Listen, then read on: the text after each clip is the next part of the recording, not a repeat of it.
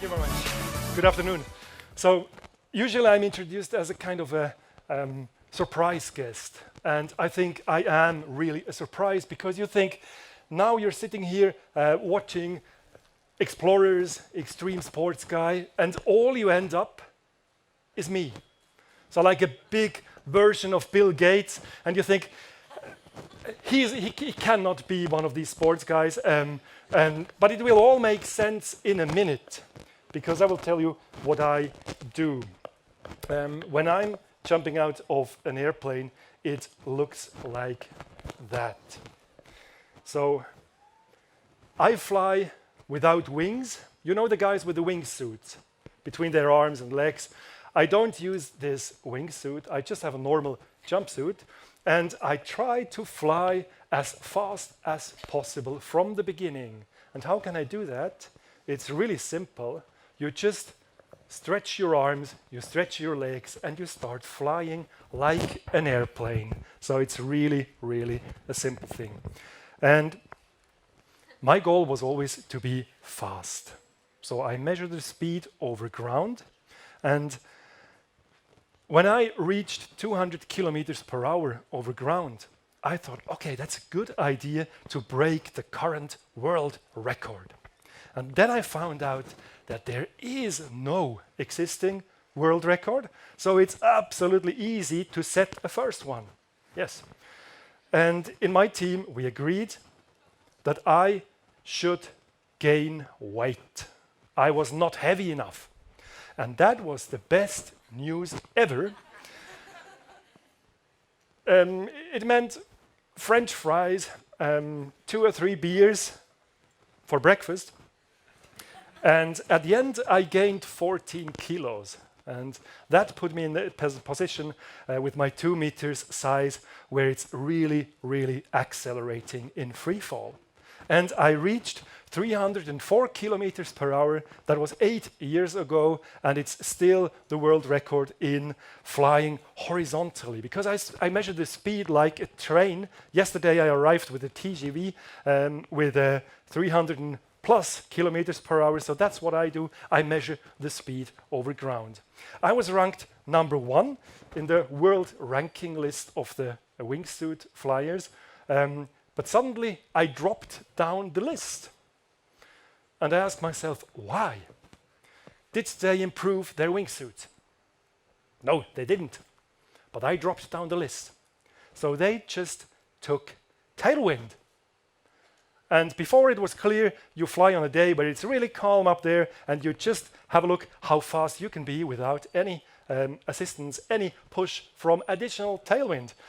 So I thought, let's take the best tailwind I can find, and that's the jet stream. But we didn't find a pilot who was crazy enough to bring me up there and to let me jump there. So we found a balloon pilot, and the plan was to climb up at 10,000 meters, just jump out of the hot air balloon and take a little help from the jet stream. We had a lot of training to accomplish before. And that's the picture you see in training over Spain. And that's exactly what I was always looking for. I always wanted to be one of these superheroes. Because in my real life, I'm absolutely the opposite. I was always too tall, always. And I have to tell you, I'm scared of heights. And even now, when I am approaching now this edge of the stage, for me, that's already adrenaline driven. So the idea was to overcome this fear of heights by a shocking therapy of skydiving. And I have to tell you, it never worked. So I'm still scared. When the door opens at 4,000 meters, I'm asking myself, why me? But we were in this process of training to really set a new impressive world record in the jet stream. No one did it before. It's quite hard to accomplish something like that because at this altitude you have cold temperatures. We were expecting minus 50 degrees, and you don't have enough oxygen to breathe because you just climb up in 30 minutes, you are at altitude, and then you die in minutes if you don't have enough oxygen. And that was the beginning of the adventure. You can imagine if you're scared of heights and you start accelerating at the beginning in a steep way. It's really horrible to see the Earth approaching. And it's fantastic at the same time because you can fly. It's so easy. If you want to become a skydiver, there's no easier sport in the world. You need 7 minutes of instructors flying by, 7 jumps, so that's 7 minutes, and then off you go, you're on your own. So usually after 7 minutes of, let's say, sailing, 7 minutes of surfing, you know nothing, but 7 minutes skydiving, that's fine. You just bail out, you fly like a bird. And the feeling is really similar. You have a lot of air pressure, and you feel just to be like a bird, and you can fly over the ground. So that was my goal. And we had a good possibility to climb up to jet stream altitude in Australia. But now maybe you're sitting here and you're asking yourself, okay, that's he's a funny guy, looks a bit strange like a businessman, and but what's the connection between skydiving and sustainability, climate change, clean tech? So it will come in a minute, because there was a higher sense in the whole adventure, and that's why BBC World News was fascinated. They decided to make a 3-episode series around it, and that's the story behind. We went up to the jet stream. We were allowed to go at 7,600 meters. I wanted to go higher, but we were limited to 7,600 meters. And that's where all the problems kicked in. So the oxygen leaked, and we heard this noise, that's pure oxygen, that's bad. And at the same time, the 3 burners, they went down. So we had no flame, which is a shame in a hot air balloon, because there's no hot air anymore. And the combination between the 100% gas, oxygen, and the gas from the balloon without any flame, that was really terrible, especially when Steve tried to ignite the gas. So I could imagine the headlines the next day, new star of Bethlehem over Australia, because the oxygen and the gas, and that's usually it's really a bad combination. So he couldn't manage to ignite the fire, and at this moment I had to step out of the basket. You see the excitement, the pure joy of flying in my eyes. It was absolutely terrible, and usually I'm invited as a motivational speaker to speak about standing out, getting out of the comfort zone, thinking out of the box, and that's how it looked like for me. We had a GoPro mounted with ropes on the whole of the balloon. That's why the picture was possible. We didn't have time to test the platform. So we just mounted the platform when we arrived. We were chasing this jet stream in Australia for days and nights, and then we arrived. We just mounted the platform, and that was the first time I was standing on the platform, and I thought, okay, it could break. But then I would be in midair, and that was the plan anyway, so it's not that big of a problem. And that was the moment when I jumped.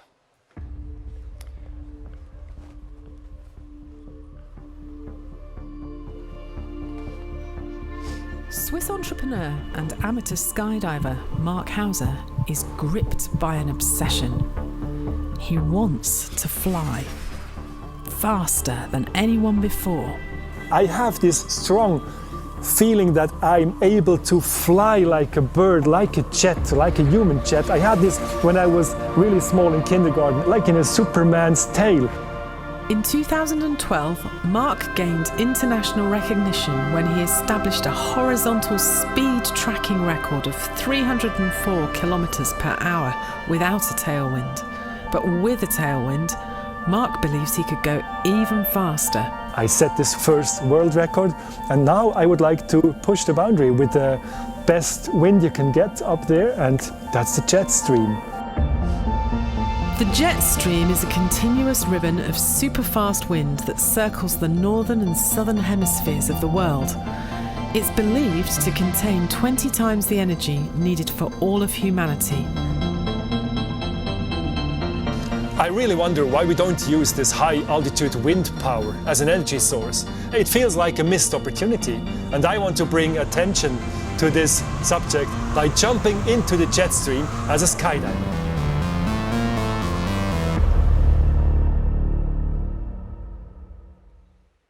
So that was before the jump. Thank you very much.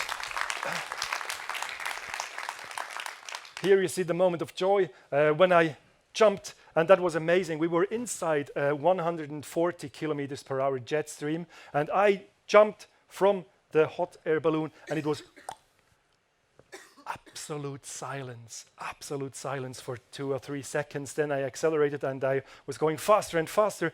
And the story behind the real high altitude wind power energy, that's in one of the next clips you can see, one of the solutions. There are dozens of startups investigating in this field to bring down the energy from high altitude. So in the next video of BBC, you see one of these startups we present. Marc's final visit takes him to the most unconventional wind energy concept that is currently being tested.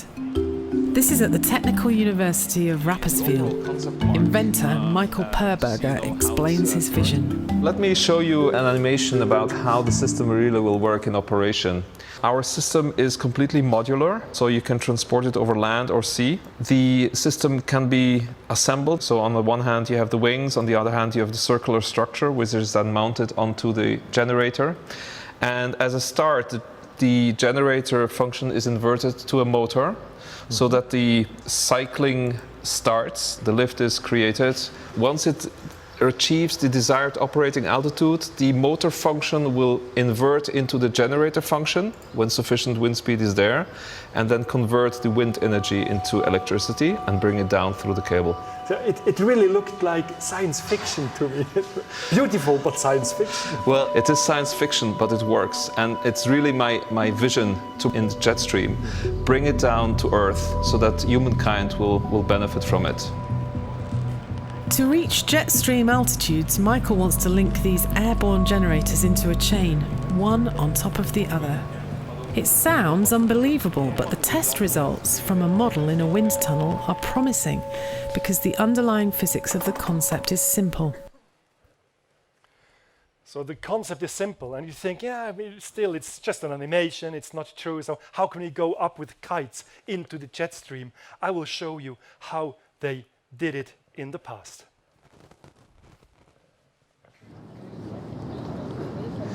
When I talk to people about going up into the jet stream and bringing the energy down, they tell me, that's not possible, it's too high.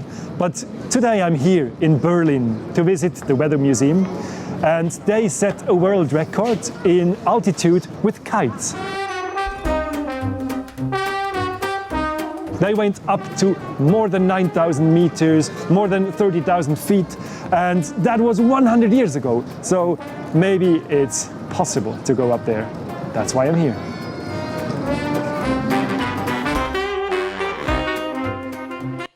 So it's really an absolutely amazing story with the jet stream, and that's what really fascinated me at the end, because the jump itself, you can say, if it's only about the jump, it's just kind of a silly stunt.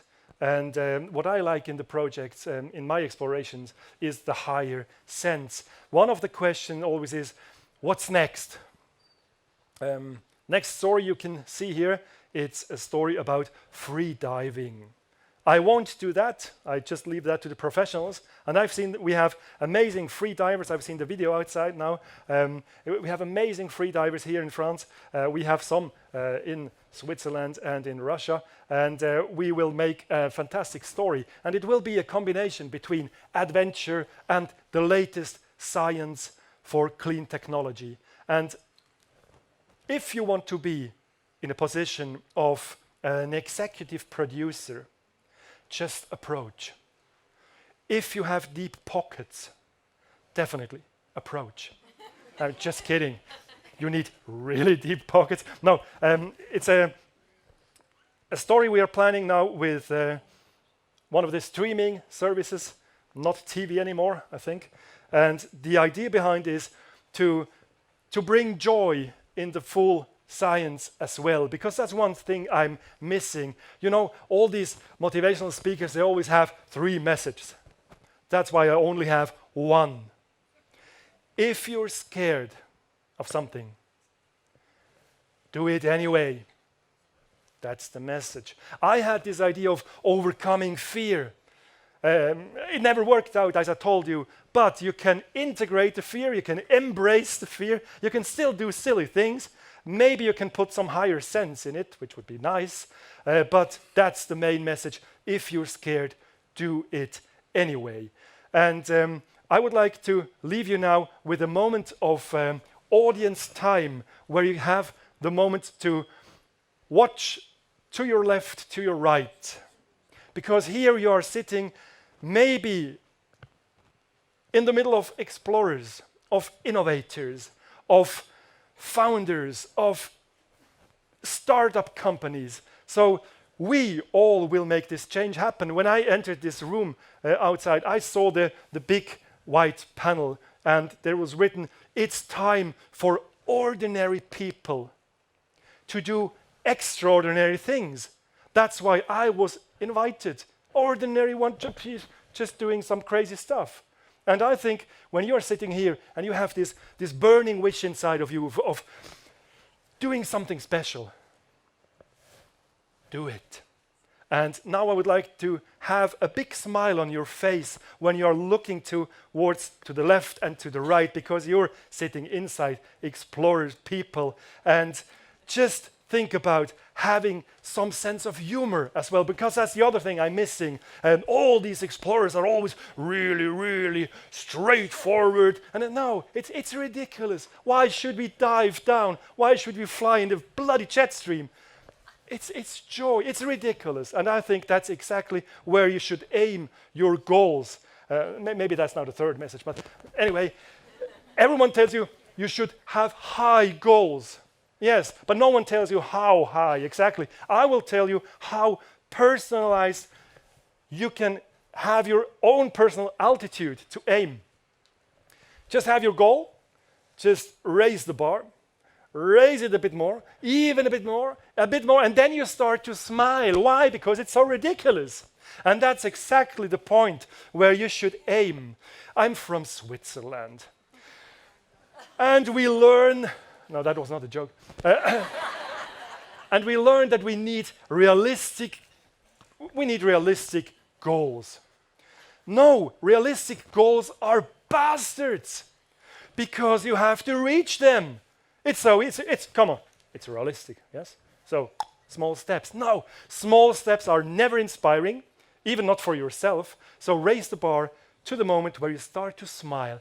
And that's exactly where you should aim, because then you can ignite the fire in teams. You can ignite the fires maybe in sponsors, in your family, everywhere. And that's exactly where you should aim, where you start to smile. So have a look at the smiles of your colleagues on the left, on the right, and I wish you the very, very best. Let's change the world. When? Now! Yes! Great. Thank you so much. Thank you very much for having me. Thank you.